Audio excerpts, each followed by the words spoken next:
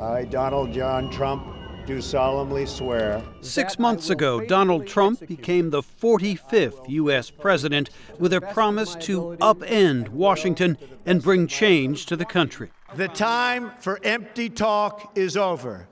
Now arrives the hour of action.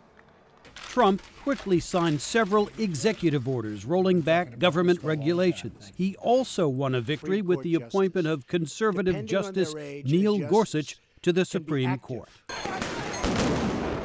But from the beginning, Trump's tenure was controversial and at times divisive, sparking protests from those who oppose him, as well as those who remain loyal. His supporters believe him, not you. Trump's public approval rating is less than 40%, a low mark for a new president, says analyst Kyle Condick. President Trump's approval rating has been historically weak for a new president. Typically you have presidents that get something of a honeymoon period when they get elected. Trump really didn't have that. Trump has had mixed success on immigration, a key election issue. Illegal border crossings are down, but his temporary travel ban targeting 6 predominantly Muslim countries remains under court challenge.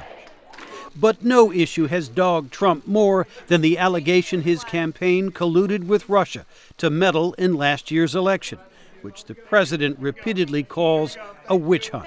Trump's firing of FBI Director James Comey led to the appointment of special counsel Robert Mueller. And recent revelations that Donald Trump Jr. met last year with a Russian lawyer offering damaging information about Trump's election opponent, Hillary Clinton, added fuel to the collusion allegations. Democrats, including Senate Leader Chuck Schumer, expressed alarm. This revelation should be the end of the idea pushed by the administration and the president that there is absolutely no evidence of an intent by the Trump campaign to coordinate or collude.